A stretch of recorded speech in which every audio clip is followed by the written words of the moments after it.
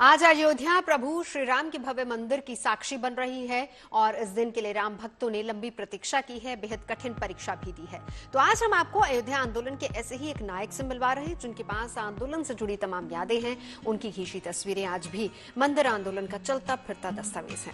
महेंद्र त्रिपाठी राम मंदिर आंदोलन के ऐसे नायक हैं जिन्होंने आंदोलन के हर महत्वपूर्ण पल को अपने कैमरे में कैद किया। उनकी खींची कुछ तस्वीरें भी हम आपको दिखा रहे हैं और उनके पास आंदोलन से जुड़ी तमाम यादें हैं। तो चलिए उन्हीं से जानते हैं, जब राम मंदिर की भव्यता पूर्ण हो रही है तो फिर उनको कैसा लग रहा है। मैंने उनसे बातचीत की। बहुत बहुत स्वागत है आपका। सबसे पहले आपके मन के भाव, कैसा एहसास है आज, क्योंकि रामलला विराजने वाले हैं अपने मंदिर में। जी नवजोत जी, सबसे बड़ी बात तो यह है कि ये बहुत बड़ी खुशखबरी है सारी राम भक्तों को, जो 5 वर्षों तक कोर्ट कचहरी के मुकदमे चले राम जी के मंदिर के लिए। अब चूंकि वो शुभ घड़ी आई है कि 22 जनवरी को प्रधानमंत्री नरेंद्र मोदी जी अपने शुभ हाथों से उसका उद्घाटन करेंगे, तो ये हम सबको लंबे समय से इंतज़ार था कि जो है राम मंदिर अगर हम लोगों के आंखों के सामने बन जाएगा तो बड़ी सौभाग्य की बात होगी। तो ये कहीं न कहीं सौभाग्य मिल गया है हम सभी को, और सुप्रीम कोर्ट के आदेश के बाद से ये बिल्कुल रास्ता साफ हो गया था। और राम भक्त प्रधानमंत्री नरेंद्र मोदी, राम भक्त मुख्यमंत्री योगी आदित्यनाथ जी के कार्यकाल में ये राम मंदिर बन रहा है, तो ये बड़ी गर्व की बात है। और यही वजह है देश दुनिया के राम भक्त सब उत्साहित हैं, आनंदित हैं और सब इस पल में साक्षी बनना चाहते हैं। बिल्कुल।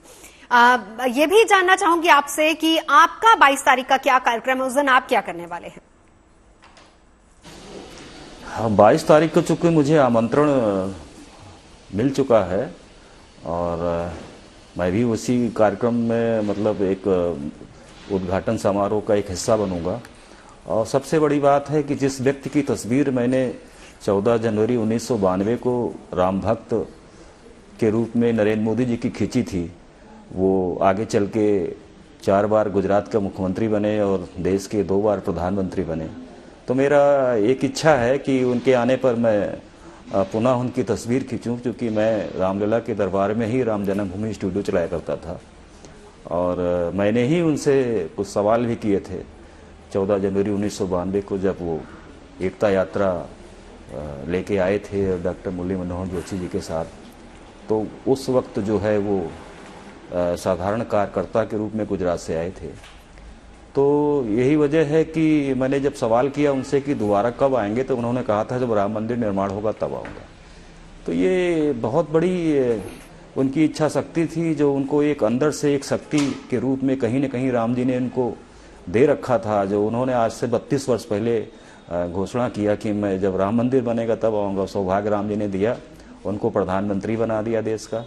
और 5 अगस्त 2020 को राम मंदिर की उन्होंने नींव रखकर अपने उस संकल्प को भी पूरा कर दिया है। अब 22 जनवरी को उद्घाटन कर रहे हैं, ये सबसे बड़ी सौभाग्य की बात है।